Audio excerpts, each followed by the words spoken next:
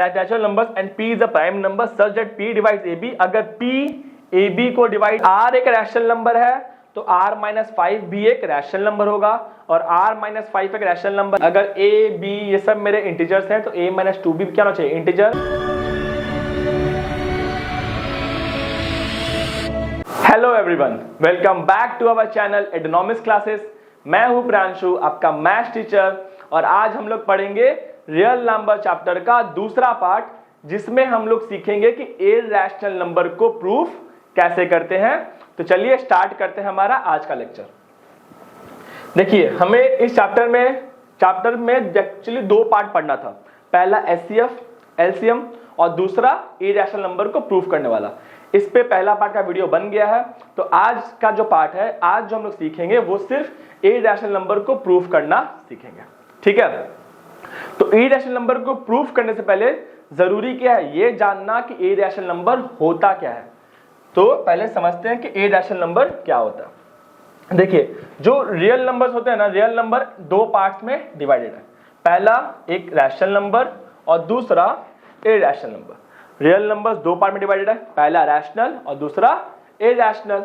तो rational number क्या होता है, any number that can be expressed in the form p by q. हर वो नंबर जिसको हम लोग p बाई क्यू फॉर्म में लिख सकते हैं, where p and q are both integers. जहां पे p और q दोनों क्या होने चाहिए, इंटीजर्स होने चाहिए। q is not is equal to 0, q 0 के बराबर नहीं होना चाहिए, और p एंड q क्या होने चाहिए, को प्राइम।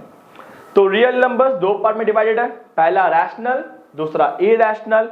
रैशनल नंबर क्या होता है, any number that can be expressed in the form p by q where p and q are both integers and q is not is equal to 0 and p and q are को prime.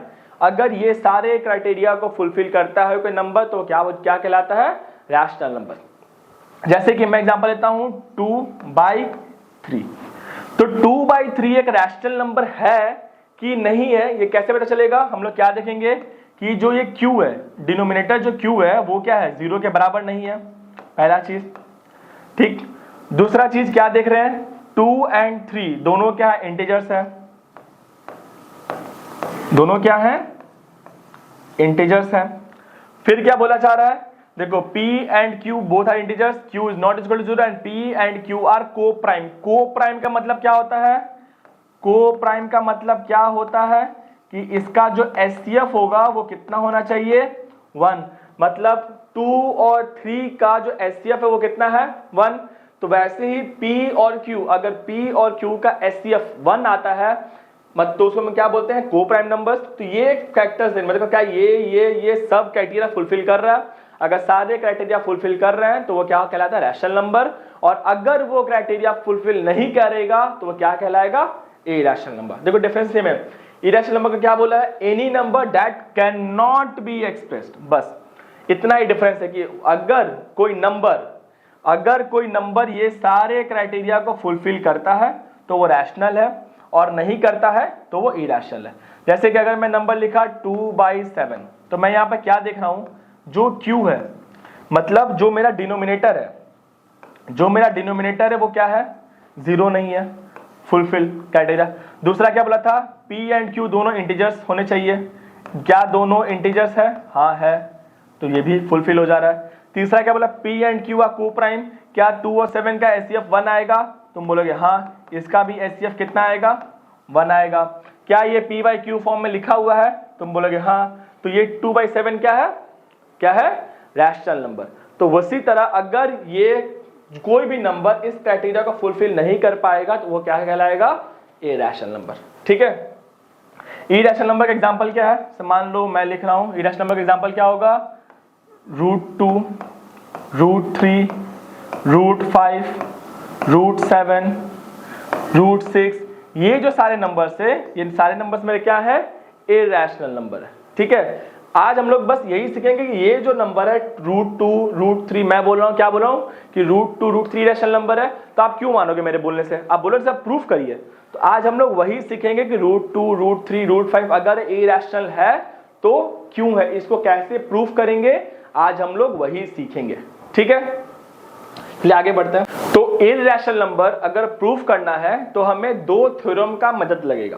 तो पहले हम लोग वो दो theorem को समझ लेते हैं और फिर हम लोग प्रूफ करेंगे इररेशनल नंबर को। ठीक है, देखो पहला थ्योरम क्या बोलता है, if a is any natural number, a क्या है, कोई नेचुरल नंबर है, एंड पी क्या है, पी एक प्राइम नंबर है।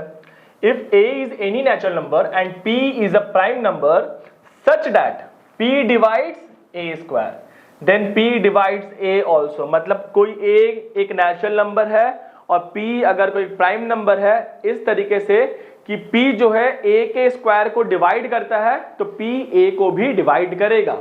एग्जांपल के तौर पे समझ लेते हैं, जैसे मान लीजिए a हमारे लिए हो गया 6 और p जो कि एक प्राइम नंबर है वो हमारे लिए हो गया 3।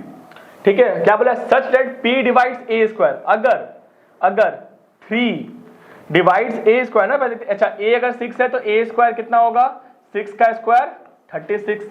तो अगर p जो है, इफ p डिवाइड्स, p की जगह पे ये लिखते हैं 36, इफ 3 डिवाइड्स 36 देन 3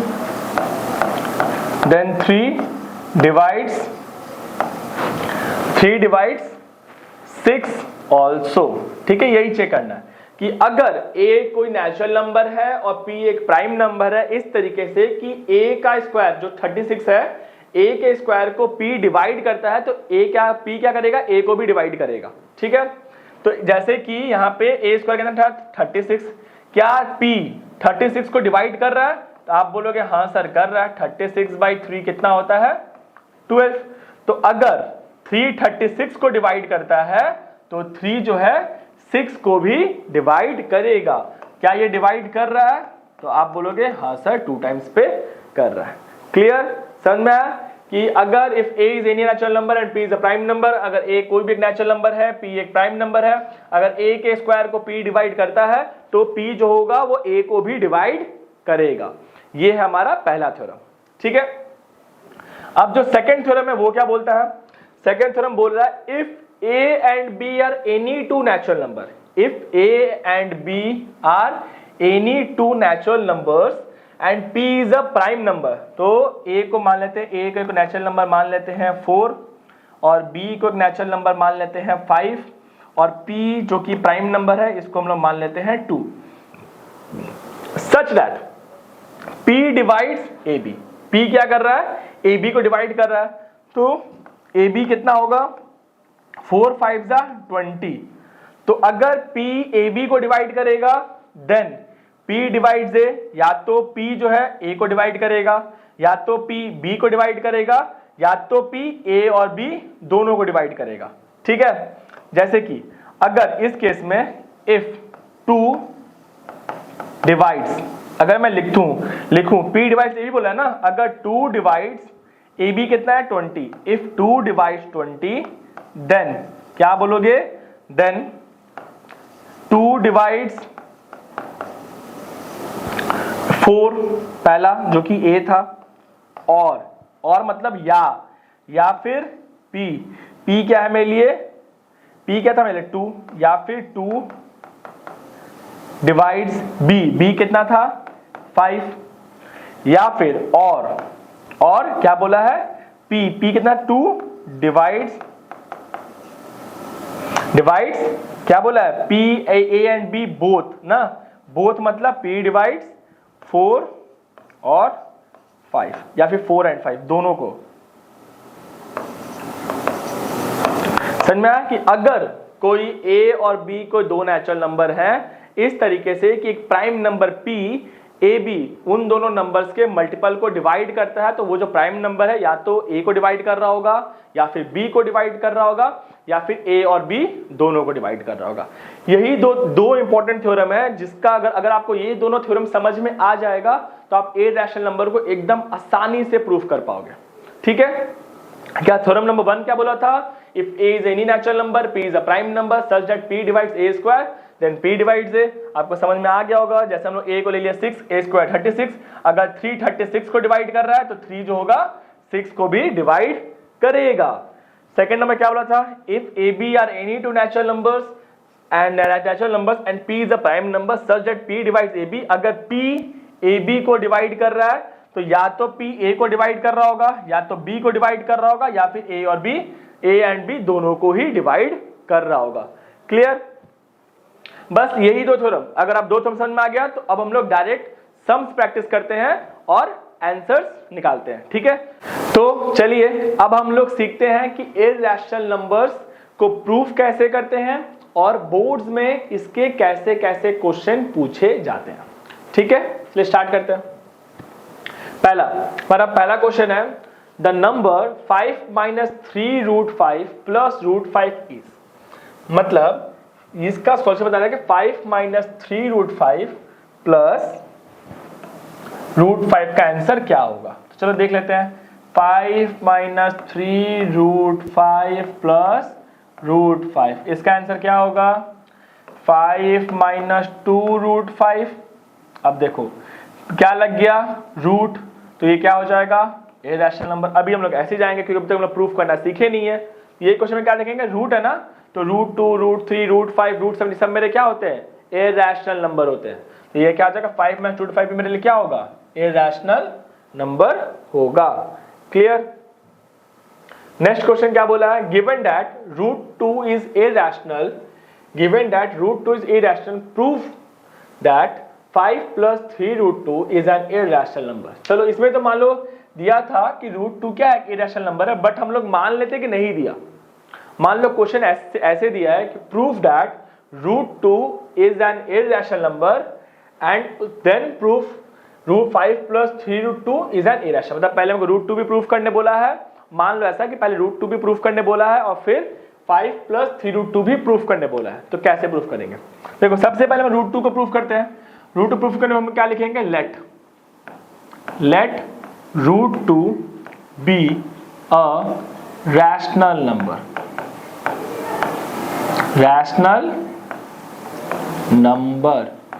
सबसे पहले क्या है, मान लेंगे कि √2 क्या है एक रैशनल नंबर है। तो अगर √2 एक रैशनल नंबर है तो हम लोग √2 को कैसे लिख सकते हैं, p/q फॉर्म लिख सकते हो ना। अगर √2 एक रैशनल नंबर है तो √2 को कैसे लिख सकते हो, p/q फॉर्म, जहां पे क्या होगा, q जो होगा नॉन जीरो होगा, मतलब q जो होगा वो जीरो नहीं होना चाहिए। ठीक है, p एंड q क्या है, p and q are integers, p और q क्या है, दोनों इंटीजर्स है।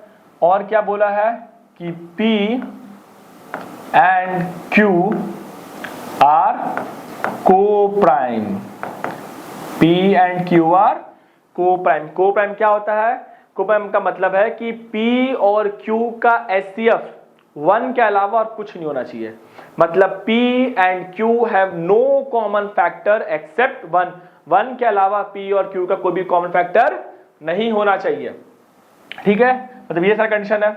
हम लोग सिंप्लीफाई करते जा कि √2 = p/q है, तो अगर हम लिखे स्क्वायरिंग बोथ साइड, अगर हम लोग लिखे squaring both sides, squaring both side मुझे क्या मिलेगा, मुझे मिलेगा √2 का स्क्वायर 2 = p²/q²। तो क्या मिलेगा, √2 का स्क्वायर 2, p/q का स्क्वायर क्या होगा p²/q²। और यहां से मुझे क्या मिला 2q² = p², 2q² = p², और q² का वैल्यू क्या मिल रहा है p²/2। क्या मिला, q का वैल्यू क्या मिला p²/2। अब देखो, अब q क्या है, इंटीजर है, q क्या है इंटीजर, तो q का स्क्वायर भी क्या होगा एक इंटीजर ही होगा। और p² को जब हम 2 से डिवाइड किए तो मुझे एक इंटीजर मिला, मतलब ये जो 2 है वो p² कंप्लीट डिवाइड कर रहा होगा। जैसे मान लो अगर p² आता 17, तो क्या 17/2 करने से मुझे इंटीजर मिलता, नहीं, मुझे क्या मिलता 8.5, जो कि क्या है डेसिमल है, फ्रैक्शंस होगा, बट ये इंटीजर नहीं कहलाएगा। तो अगर p²/2 करने से q² जो कि इंटीजर मिल रहा है, तो यहां से मुझे क्या समझ में आया कि 2 divides p²। 2 divides P square ना, पी स्क्वायर क्या है 2 से डिवाइड हो रहा है, तो अगर 2p से डिवाइड हो रहा है तो यहाँ पे क्या लिखेंगे, इफ 2 डिवाइड्स पी स्क्वायर, यहाँ पे लिख सकते हो देन 2 डिवाइड्स p ऑल्सो। ठीक है, अगर 2p स्क्वायर 2 से डिविजिबल है तो p क्या होगा, 2 से डिवाइड होगा। अभी हम जस्ट थ्योरम 1 प्रूफ कर चुके हैं ना, थ्योरम 1 प्रूफ किया था ना कि अगर कोई प्राइम नंबर किसी a के कोई नेचुरल नंबर के स्क्वायर को डिवाइड कर रहा है तो वो जो नंबर होगा वो उस नंबर को भी डिवाइड करेगा। अगर p स्क्वायर 2 से डिविजिबल है तो p भी क्या होगा, 2 से डिविजिबल होगा। तो अगर p 2 से डिविजिबल मतलब p को ले सकते हैं, p can be written as 2m, लिख सकते हो ना, वेयर m क्या है, m is an integer. 2m मतलब अगर मैं बोलूं 5 या 6, अगर 6 2 से डिवाइड है तो हम लोग 6 को लिख सकते हैं ना 2 इंटू 3। समझ में, अगर 6 2 से डिविजिबल है तो 6 को क्या लिख सकते हैं 2 इंटू 3। उसी तरह अगर p 2 से डिविजिबल है तो क्या लिख सकते हैं 2 इंटू, देखो अभी नंबर तो नहीं पता ना p क्या है, वो 6 भी हो सकता है, 8 भी हो सकता है, 10 भी हो सकता है, 20 कुछ भी हो सकता है, तो वो कौन सा मल्टीपल है मुझे नहीं पता, हमने क्या मान लिया उसको m। तभी तो यहाँ पे क्या है, p को हम लोग क्या लिख सकते हैं, p is equal to 2m। समझ में, हम लोग क्या लिख सकते हैं, p को p is equal to 2m, जहां पे m क्या है, m एक इंटीजर है। अब हम लोग क्या करेंगे, यहां से लिखेंगे substituting the value of p in equation. मान लो मैं इसको लेता हूं, ये है मेरे लिए इक्वेशन 1।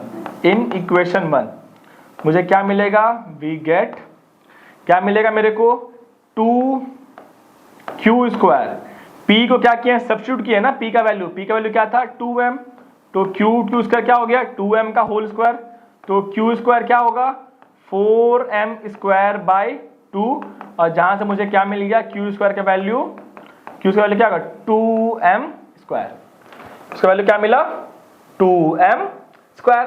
अब ध्यान दो, अब अगर q स्क्वायर का वैल्यू है 2m स्क्वायर तो लिख सकते हो ना q square by 2 is equal to m square. और हम लोग यहाँ पे क्या पढ़े हैं कि m क्या है, m एक इंटीजर है, तो अगर m एक इंटीजर है तो m स्क्वायर भी क्या होगा इंटीजर, और सेम q स्क्वायर बाई 2 करने से मुझे इंटीजर मिल रहा है। तो यहाँ पे क्या समझ में आया मेरे को कि 2 क्या हो रहा है, 2 डिवाइड्स q स्क्वायर, एंड अगर 2 डिवाइड्स q स्क्वायर तो मुझे क्या पता चलेगा कि क्या पता चल रहा है 2 डिवाइड्स q। अब देखो यहाँ पे निकला 2 डिवाइड्स p, यहाँ पे क्या निकला 2 डिवाइड्स p, और यहाँ पे क्या निकल रहा है 2 डिवाइड्स q। अब हम लोग क्या माने थे कि रूट क्या माने थे, p बाई q, जहां पे p और q क्या थे, को प्राइम, मतलब p और q के बीच में कोई भी कॉमन फैक्टर नहीं होगा सिवाय 1 के। बट यहाँ पे हम लोग क्या देख रहे हैं, यहाँ पे p का एक कॉमन फैक्टर 2 भी है क्योंकि 2 डिवाइड कर रहा है, और यहाँ पे q का भी 2 है, तो p एंड q दोनों के पास एक कॉमन फैक्टर है 2, जबकि होना नहीं चाहिए। अगर रूट 2 एक रैशनल नंबर है तो p और q के कोई भी कॉमन फैक्टर्स निकलने नहीं चाहिए। मगर यहाँ पे क्या देख रहे हैं हम लोग कि q2 क्या है, 2 जो है p एंड q दोनों का कॉमन फैक्टर है।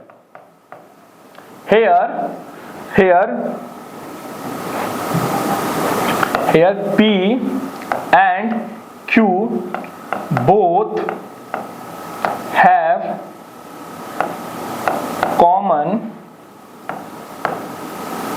Common factor 2। क्या देख रहे हैं यहाँ पे p एंड q क्या है, दोनों के पास क्या है कॉमन फैक्टर है 2। तो यहाँ पे क्या समझ में आया, दिस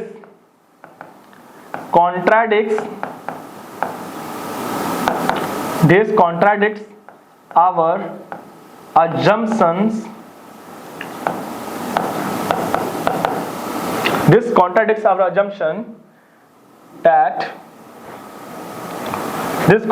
assumptions, कि क्या बोलना चाह रहा है, दिस contradicts our assumption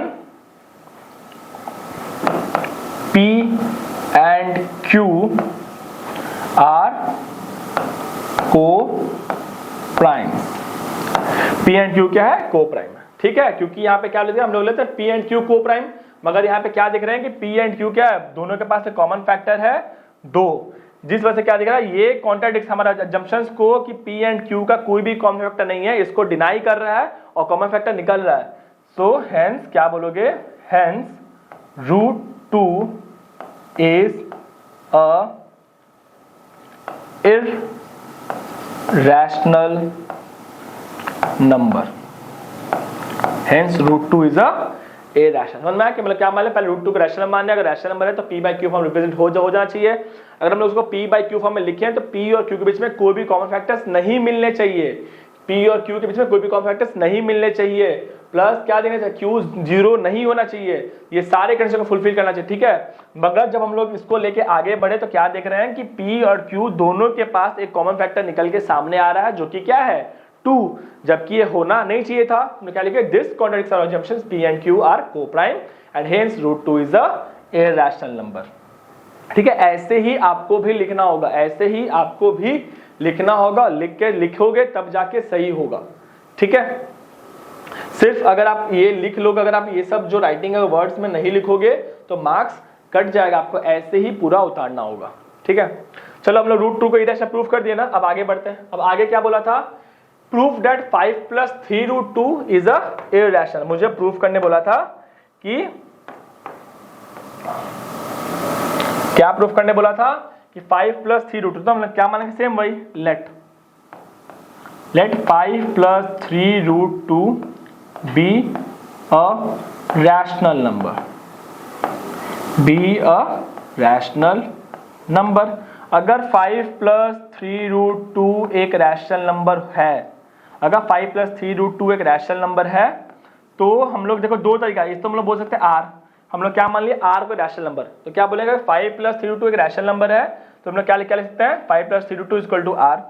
यहां से क्या देखेंगे 3√2 का वैल्यू कितना आ रहा है r-5 और √2 का वैल्यू कितना आ रहा है r-5/3। क्लियर। अगर r एक रैशनल नंबर है तो r-5 भी एक रैशनल नंबर होगा और r-5 एक रैशनल नंबर है तो r-5/3 भी क्या होगा, एक रैशनल नंबर होना चाहिए। तो यहां से हम लोग क्या देखेंगे कि बट ये तो रैशनल नंबर होगा मगर √2 क्या होगा, एक इरैशनल नंबर।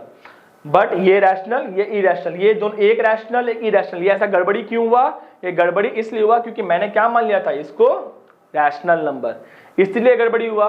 तो गड़बड़ी ठीक कैसे होगा, हम लोग क्या बोलेंगे, ठीक है तब ये रैशनल नंबर ना होके अगर कोई नंबर रैशनल नंबर नहीं है तो क्या बन जाएगा, वो ऑटोमेटिक इरैशनल नंबर।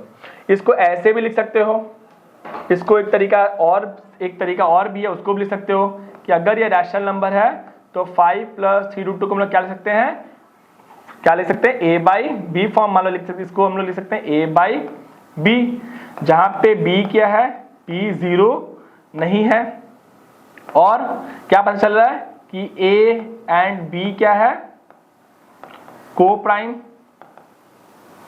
और इंटीजर्स, ठीक है इंटीजर्स है।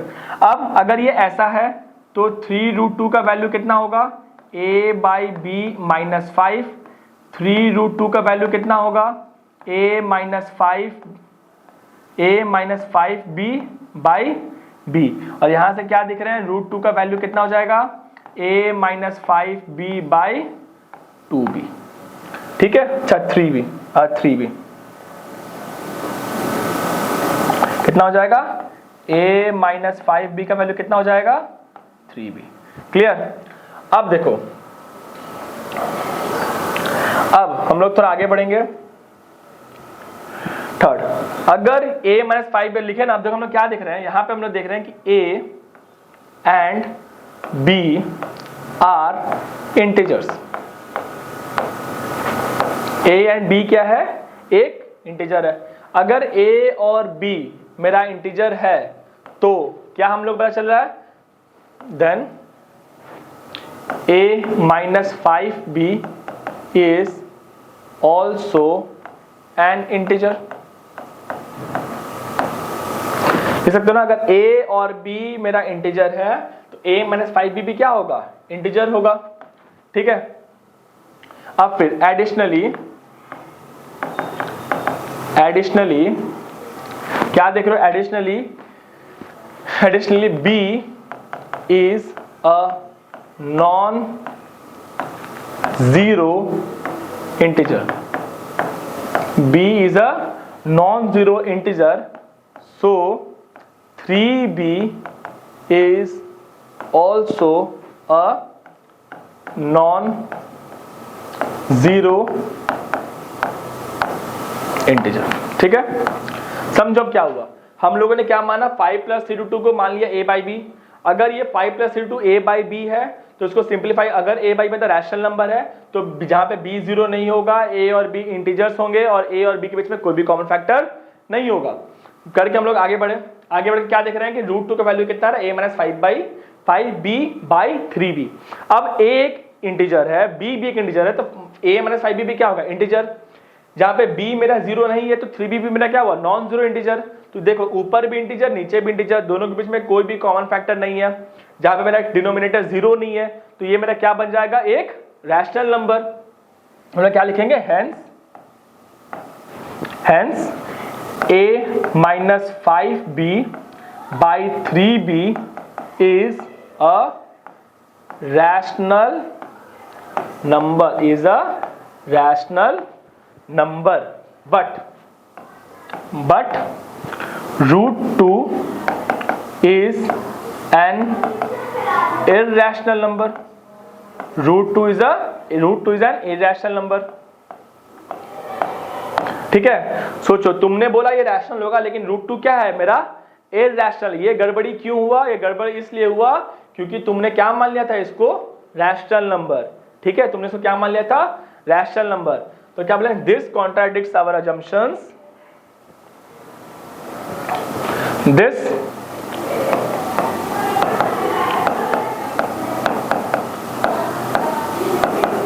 this contradicts our assumptions that 5 + 3√2 is a rational number। ठीक है, तो क्या बोले थे, ये कॉन्ट्राडिक्ट्स, ये हमारे अजम्पशंस को गलत बता रहा है कि क्या मेरा अजम्पशन था। मेरा अजम्पशन क्या था कि 5 + 3√2 क्या है मेरे लिए, एक 5 + 3√2 क्या है, एक रैशनल नंबर है। इस अजम्पशंस को वो गलत बता रहा है और इससे क्या हुआ, therefore 5 + 3√2 is a irrational number। समझ में क्या किए, ऐसे ये इतना लंबा नहीं करना पड़ता क्योंकि इसमें बोला नहीं था, मगर क्वेश्चन बोल सकता है कि proof that √2 is an irrational number, और उसके बाद प्रूफ करो कि 5 + 3√2 भी क्या होगा, एक इरेशनल नंबर होगा। तो ऐसे हम लोग पहले √2 को प्रूफ करेंगे और एक बार √2 मेरे पास प्रूफ हो जाए तो यहाँ पे हम लोग इरेशनल नंबर प्रूफ कर लेंगे। ठीक है, यहाँ पे क्या लेंगे, बट √2 इरेशनल क्यों, क्योंकि तुम जस्ट प्रूफ किए कि √2 क्या है, एक इरेशनल नंबर है। तो ये जो सारा लिपापोती हुआ, ये जो सारा हम लोग सम्स बनाए, वो क्यों बनाया, प्रूफ करने ये बताने के लिए कि ये जो 5 + 3√2 है एक इरेशनल नंबर है। ठीक है, समझ में। तो चलिए अब तीसरा क्वेश्चन देखते हैं हमारा, क्या बोला है, proof that 2 + 5√3, proof that 2 + 5√3 is an irrational. मुझे प्रूफ करना है कि 2 + 5√3 क्या है, इरेशनल नंबर है, given that √3 is an rational number. चलो ये बता दिया, मतलब मुझे इसको प्रूफ नहीं करना, ये बता दिया मतलब डायरेक्टली मान लेंगे, इसको प्रूफ नहीं करना। ठीक है, क्या बोला चला, हम लोग क्या ले लेंगे, let 2 + 5√3 be a rational number,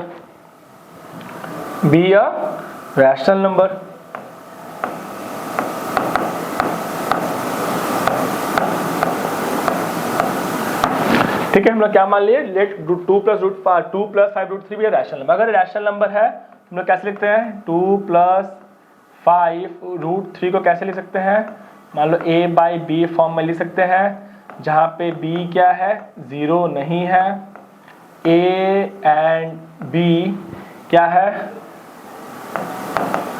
वो दोनों क्या है, वो दोनों इंटीजर्स है, a एंड b, एंड क्या पता चला है कि a एंड b क्या है, आर को-प्राइम। ठीक है, लिख लिए। अब देखो इसको हम लोग ऐसे लिख सकते हैं, 5 + √3 इज इक्वल टू a/b - 2।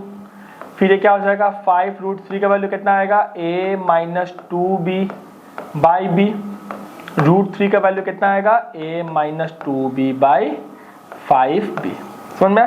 हम लोग सबसे पहले कोशिश कैसे करेंगे, यहाँ पे सिर्फ रूट लाने का। अब देखो √3 में ले क्या है, ए रैशनल जो कि दे दिया है, और यहाँ पे क्या आ रहा है, ए और बी में ले क्या है, इंटीजर्स। यहाँ पे क्या लिखेंगे, since a and b, since a and b are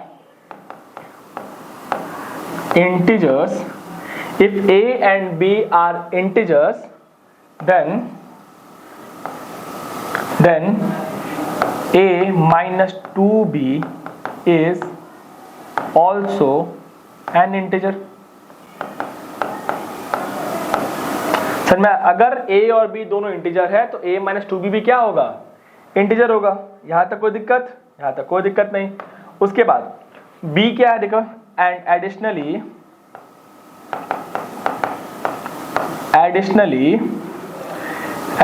b is a non-zero integer। b क्या है, एक नॉन जीरो। अगर b मेरा नॉन जीरो इंटीजर है then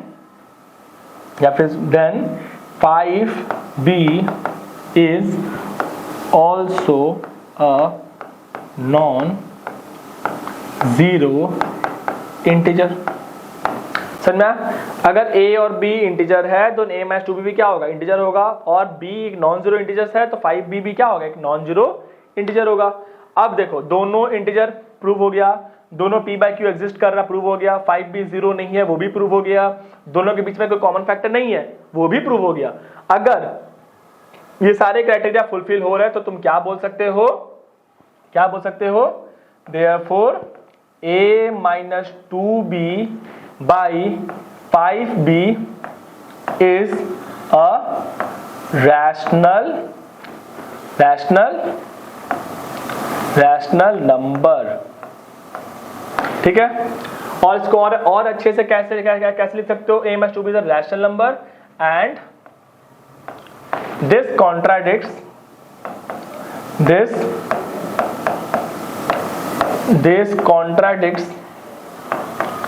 the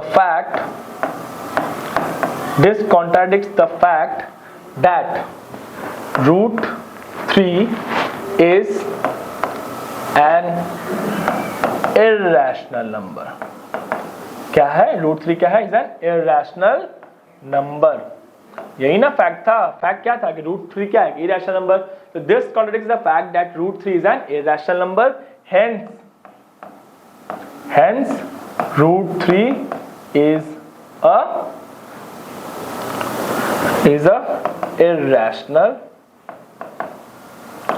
irrational number। Clear? समझ में कि ये तुम्हारा क्या निकला, रैशनल। ये √3 क्यों लिखे हैं, इसको ये हो जाएगा ना 2 + 5 √3 is an irrational number। समझ में क्या हुआ कि हम लोग पहले ये लिखा, पहले हमने क्या मान लिया कि ठीक है चलो मुझे री-रैशनल प्रूफ करना है ना, तो प्रूफ में से पहले क्या लेना, मान लो रैशनल है। अगर वो रैशनल है तो वो a बाई बी फॉर्म में आज लिखा जाना चाहिए, जहां पे a और b के बीच में कोई भी कॉमन फैक्टर नहीं है, दोनों इंटीजर्स है, मेरा b जो है वो जीरो नहीं होगा। ऐसे करके सॉल्व किया तो क्या दिखा मेरे यहाँ पे कि √3 का जो वैल्यू है किसके बराबर आ रहा है, a minus 2b by 5b के बराबर। जबकि अगर a b ये सब मेरे इंटीजर्स हैं तो a माइनस 2b क्या होना चाहिए, इंटीजर, और 5b क्या होना चाहिए, इंटीजर। इससे क्या प्रूफ किया हम लोग कि जो a minus 2b by 5b है तो ये मेरा क्या है, रैशनल नंबर। जबकि ये इस फैक्ट को डिनाई कर रहा है कि √3 क्या है, एक इरैशनल। क्योंकि अगर ये रैशनल है तो ये भी रैशनल होना चाहिए ना, कि एक रैशनल और एक इरैशनल थोड़ी होगा, या तो दोनों रैशनल हो गए या तो दोनों इरैशनल नंबर हो गए। तो मुझे ये पता चलेगा कि ये रैशनल है मगर ये क्या है, इरैशनल। तो ये जो गड़बड़ी हुआ, गड़बड़ी क्यों हुआ, ये गड़बड़ी इसलिए हुआ क्योंकि हम लोगों ने a minus 2b by 5b को क्या की, मैंने गड़बड़ी क्यों हुआ क्योंकि मैंने 2 + 5 √3 को क्या मान लेता, रैशनल नंबर। ठीक है? तो this contradicts the fact that √3 is an irrational number, hence 2 + 5 √3 is an irrational number. Clear? तो चलिए अब हम लोग अपना अगला क्वेश्चन देखते हैं। नेक्स्ट क्वेश्चन क्या बोला, proof that √5 is an irrational number. ठीक है? Hence show that 3 + 2 √5 is also an irrational number. देखो मैं इसको प्रूव नहीं कर रहा क्योंकि सेम जैसे √2 को प्रूव किए हो √5 भी वैसे ही होगा। इनफैक्ट जो वर्ड्स है ना वो वर्ड बाय वर्ड एकदम कॉपी पेस्ट है, बस जहां जहां पे 2 लिखे हो उसको 5 से चेंज कर दो। जैसे √5 लेट पहले क्या था, लेट √2 बी p/q, अब क्या लिखोगे √5 = p/q, squaring both side 5q² = p²। जो स्टेप्स था जो ऐसे लिखे थे डिट्टो कॉपी पेस्ट, बस जहां जहां पे 5 था जहां जहां पे 2 था उसको 5 से सब्स्टिट्यूट कर दो। ठीक है, अब देखो ये एक प्रूफ कर देना। अब क्या बोला था, show that 3 + √2√5 is also irrational number. तो क्या ले लेंगे, let 3 + 2√5 be a rational number।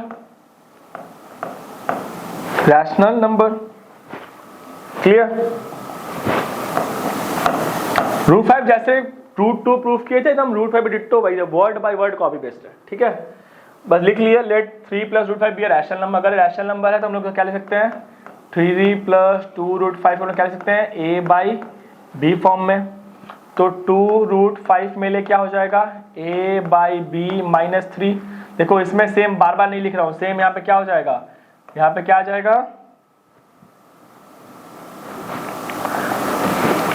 क्या आ जाएगा, b is not equal to 0, a and b are integers and a and b are co-prime।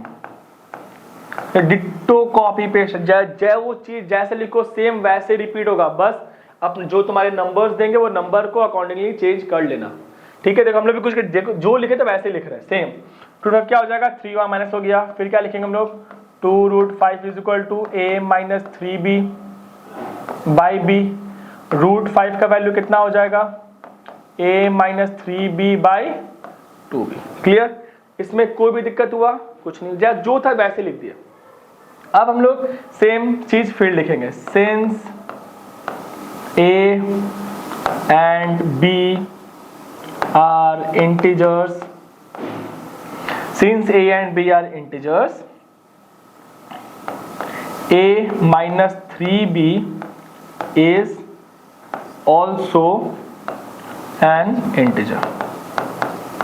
ठीक है, अगर a और b इंटीजर है तो a - 3b क्या होगा, ऑल्सो एंड वो भी क्या होगा, इंटीजर हो जाएगा। फिर क्या बोलोगे, additionally b is a non-zero integer। Non-zero integer मतलब b का वैल्यू 0 नहीं है। अगर b नॉन-जीरो है तो क्या होगा, 2b भी क्या होगा, if b is a non-zero then so 2b is also a non-zero integers। ठीक है, अब देखो फिर ऊपर नीचे, ऊपर वाला इंटीजर नीचे वाला इंटीजर, ये नॉन जीरो इंटीजर है, दोनों के बीच कोई भी कॉमन फैक्टर नहीं है।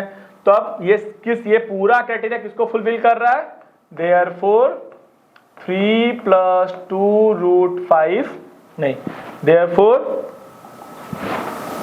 a -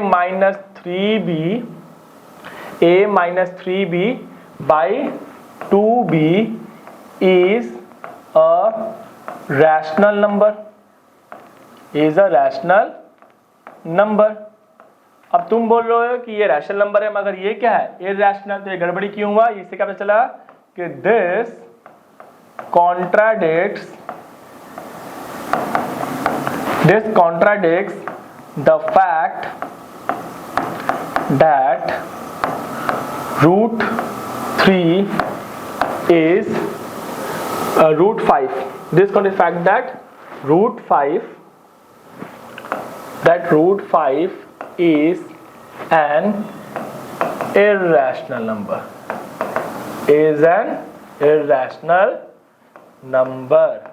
ठीक है। ये जो फैक्ट हो गया, अगर डिनाई कर रहा था तो हेंस क्या पता चला कि हेंस 3 + 2√5 is an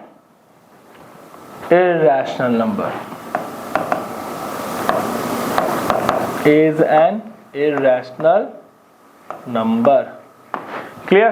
समझ में आया? देखो अब तक कितना समझ में आ गया होगा ना कि डिट्टो कॉपी पेस्ट वर्ड्स है, जो जैसे लिखोगे उसको वैसे ही लिखना है, बस नंबर्स को अपने हिसाब से चेंज करना है, इसमें ज्यादा कुछ नहीं है। बहुत जो चीज लिखो जैसे का जैसे वैसे का वैसा ही कॉपी पेस्ट करना है, कुछ भी अलग से नहीं करना, जो चीज जैसा है उसको वैसे ही उतारना है। क्लियर? देखो हमारा नेक्स्ट क्वेश्चन जो है, आखिरी क्वेश्चन, वो आप सबके लिए होमवर्क होगा, वो आप लोग ट्राई करना। पहला, prove that 2 + √3/5 is an irrational number given that √3 is an irrational. Same, ये आप सबके लिए होमवर्क है, ठीक है?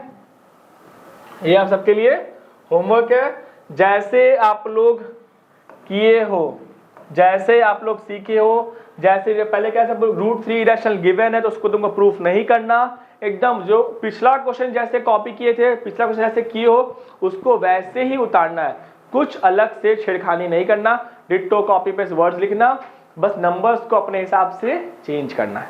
क्लियर? ये आप सब करो। अगर फिर भी कोई डाउट होगा आप कमेंट करिएगा, मैं उसका जवाब दे दूंगा। तब तक के लिए बाय, मिलते हैं हम लोग हमारे अगले वीडियो में, जिसमें हम लोग चैप्टर 2 यानी कि पॉलिनोमियल्स पढ़ेंगे और पॉलिनोमियल्स को खत्म करेंगे, हमारे सारे डाउट्स को। ठीक है? चलिए तब तक के लिए बाय बाय।